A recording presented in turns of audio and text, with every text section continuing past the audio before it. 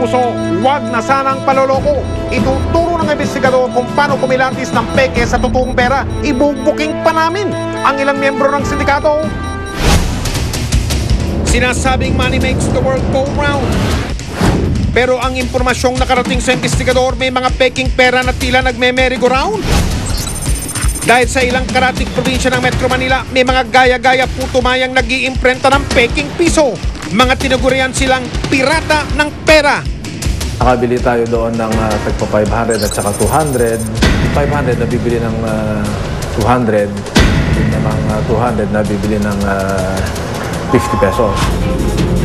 Ang mga promotor ng pera-perang lokohan, weather din daw pong umistrike. Report natin baka gamitin ito mga fake na perang ito para sa eleksyon. At saka siyempre darating ang Pasko. Kaya mga ate at kuya, nakakasiguro ba kayong genuine ang hawak ninyong pera? Hindi ko po alam kung paano totoo yung peke. Tanggap lang ng tanggap. Nakadalawang tanggap na nga ako ng 200 peke. Yung papel niya. Yung medyo magaspang. Kasi pag ordinary kasing papel, hindi kasi siya bumabalik. Di ba? Ito na ito. Meron siyang feel na neon. Yung fake wala.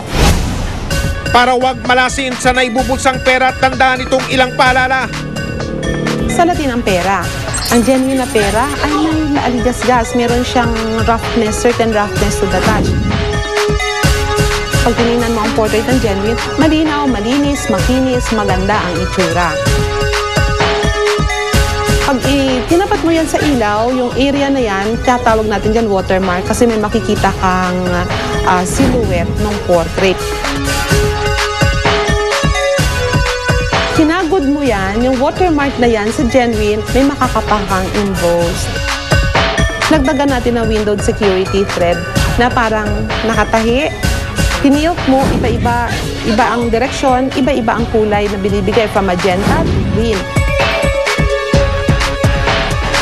Pag tinignan mo na naman siya against the light, may makikita kang clear text. Clear text, yung numerical value na yun.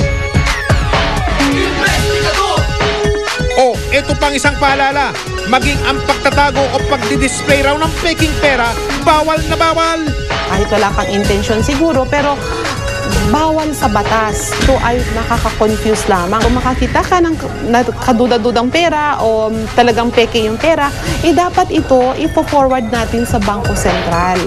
Kung tayo ay malayo sa Bangko Sentral, pwede natin itong i-forward sa mga bangko na malapit. Ang peke po, pag ipinasa mo to sa Bangko Sentral, hindi po binabayaran ng Bangko Sentral. Walang value yan. Ang hawak na salapi, luma man o bago, may silbi. Pero ang may hawak ng huwad o peke, sinusuplong at tinuhuli. Ang pinaka-action natin dyan sa by bust operation, pagawaan dito yan sa Parañaque, sa Donggalo. Yan ang in-apply natin ng search warrant. Uhulihin natin yung nagbebenta. Timbre kanina, may 4 na tao. Mula sa lungsod ng Batangas, nakarating ang grupo sa barangay Donggalo sa lungsod naman ng Parañaque. Tira nakarinig ng kalansing ng totoong pera. Kaya ang mga nagbebenta ng huwad na pera kagad nagtakda ng transaksyon sa mga operatiba. Yung isa naiwan sa simbahan, yung isa positive na rito. Papunta na sa main border. Sa may simbahan. Yung nakaputi. Okay, kami. Sa hudyat ng operatiba, tinakip ang mga itinuturong sospek sa magbebenta ng peking pera.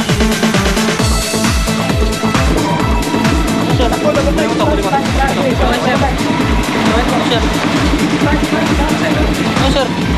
Ano pero sir?